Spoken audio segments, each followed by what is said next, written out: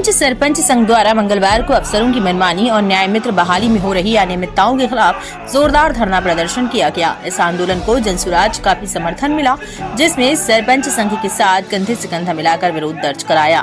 धरना स्थल पर भारी संख्या में पंच और सरपंचों की उपस्थिति देखने को मिली। सभी ने प्रशासनिक तानाशाही और असंवेदनशील रवैये के खिलाफ एक सुर में आवाज बुलंद की।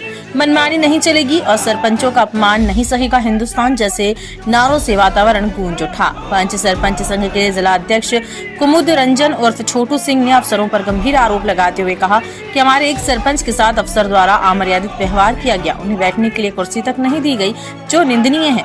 हम इसका पुरजोर विरोध करते हैं। उन्होंने न्याय मित्र बहाली की प्रक्रिया पर भी सवाल उठाते हुए कहा कि इस संबंध में किसी भी प्रकार की जानकारी नहीं दी जा रही है और हमसे सिर्फ हस्ताक्षर करने को कहा जा रहा है। ये पारदर्शिता के खिलाफ है और हम इसे कतई बर्दाश्त नहीं करेंगे। छोटू सिंह ने चेतावनी दी कि यदि उनकी मांगों पर जल्द विचार नहीं किया गया तो वे आंदोलन को और उग्र करने को बाध्य होंगे। धरने के दौरान सरपंच संघ ने एक ज्ञापन भी सौंपा, जिसमें अफसरशाही के रवैये पर आपत्ति जताई गई और न्याय मित्र बहाली में पारदर्शिता सुनिश्चित करने की मांग की गई। आप जो आरोप लगा रहे हैं कि आप बीपीआरओ के चेंबर में गए और उन्होंने कुर्सी लाने की बात कही, किसके साथ हुआ ये हमारे अस्पाक साहब हैं और प्रखंड अध्यक्ष हैं। हमारे बहुत सारे सरपंच थे, 6 सरपंच थे हम लोग। बसंतपुर थे, झमटा थे, गोची के थे, खिलान बाबू थे। तो उस स्थिति में हम लोग गए तो 3 ही चेयर थी अंदर में लगी हुई। तो 3 चेयर एक पर वो बैठे हुए थे, हम उनको पहचानते भी नहीं थे। तो हम ही पूछते हैं सरपंच साहब से कि बीपीआरओ साहब जो समय दिए तो आए क्या? वो बोलते हैं हम ही तो हैं बीपीआरओ साहब। तो हम सामने कुर्सी रखी हुई थी, हम बैठ गए। तो उसमें वो प्रमुख जी भी थे, श्याम जी। तो 2 सरपंच बैठे, बाकी सरपंच खड़े थे। तो कुछ देर वो शांत रहे, फिर बोले कि जाइए कुर्सी लेके बैठिए, कुर्सी लाइए, उनसे निकाल लीजिए, बैठिए। तो हम कहे कि आपको कुर्सी का भी व्यवस्था आप नहीं कर रखा है। तो इसी पर हो गई थोड़ा सा कुछ, हम बोले और वो भड़क गए पूरा।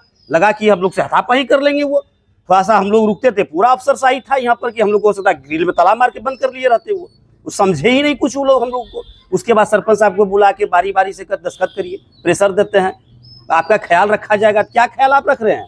किस चीज को लेकर? वो सचिव बहाली है और उसको लेके न्याय मित्र की भी बहाली है। तो ख्याल, मेरा सबसे बड़ा जो सवाल है कि आप जो कह रहे हैं आपका ख्याल रखा जाएगा, आप क्या ख्याल रखेंगे? आपने कभी मेधा सूची नहीं दिखाया, आपने कभी लेटर नहीं निकाला किसी सरपंच के नाम से। आपको लेटर देनी चाहिए थी, सबसे पहले आपको सूचना देना चाहिए था, पारदर्शिता होनी चाहिए थी बहाली में। आप लोग यहाँ अफसरशाही यहाँ अपना हिसाब से करते जा रहे हैं, फिर ख्याल रखा जाएगा। ये क्या सा व्यवस्था है जो ख्याल रखा जाएगा? आपने कितना रकम ले रखा है उससे? क्या प्रतिक्रिया चल रही है अंदर अंदर? क्या गुल खिला रहे हैं आप लोग?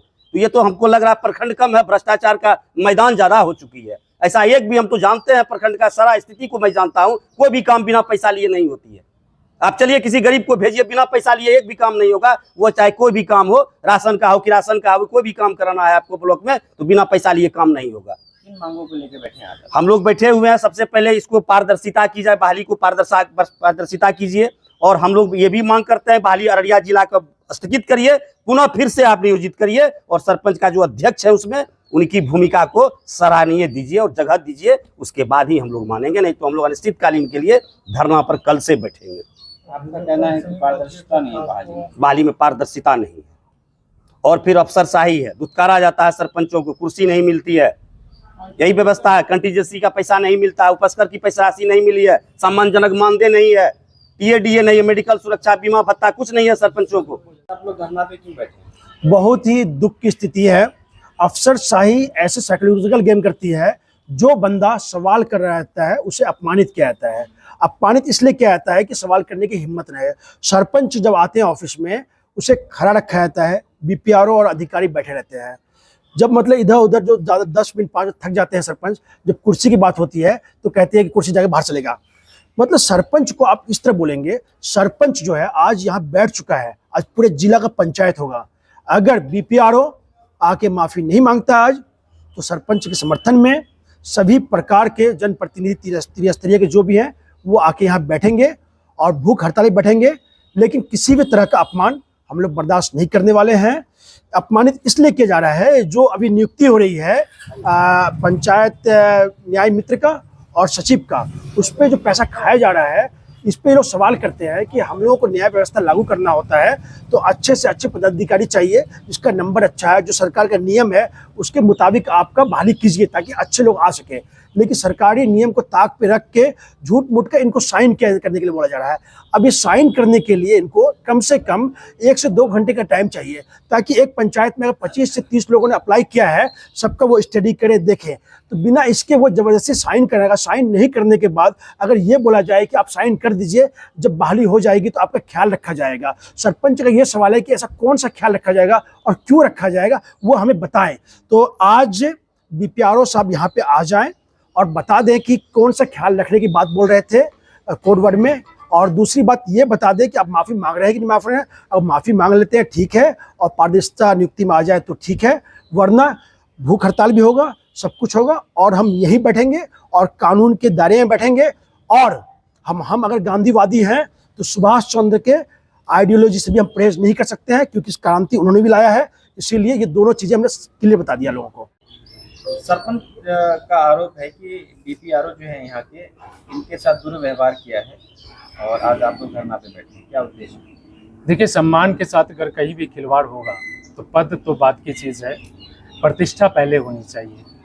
और किसी के सम्मान और प्रतिष्ठा के साथ अगर कोई भी खिलवाड़ करता है तो ये अधिकार उनको किसने दिया है?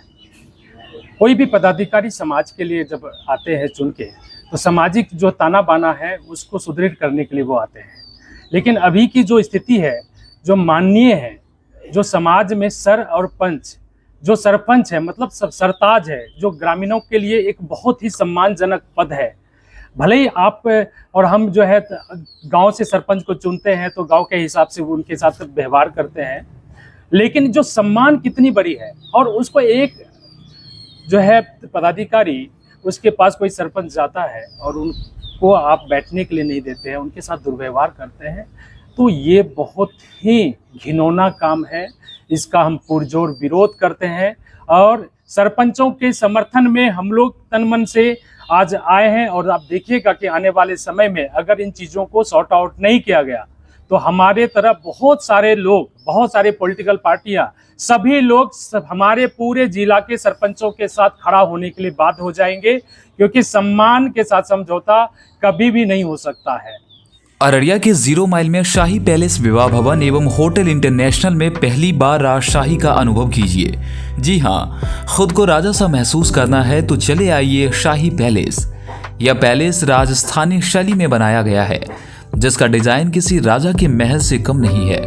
शाही पैलेस में विभिन्न साइज के 5 हॉल जैसे Darbar hall, Utsav hall, conference hall, royal hall, Shagun hall एवं होटल इंटरनेशनल में 12 डिलक्स रूम एवं डोरमेट्री जैसी हर तरह की सुविधा उपलब्ध है। यहाँ पर आप शादी विवाह से लेकर बर्थडे पार्टी, मीटिंग मंगनी और सेमिनार जैसे छोटे बड़े हर तरह के कार्यक्रम का आयोजन कर सकते हैं। यहाँ पर मिलने वाली खास सुविधाओं में वेज और नॉन वेज किचन को बिल्कुल अलग अलग रखा गया है।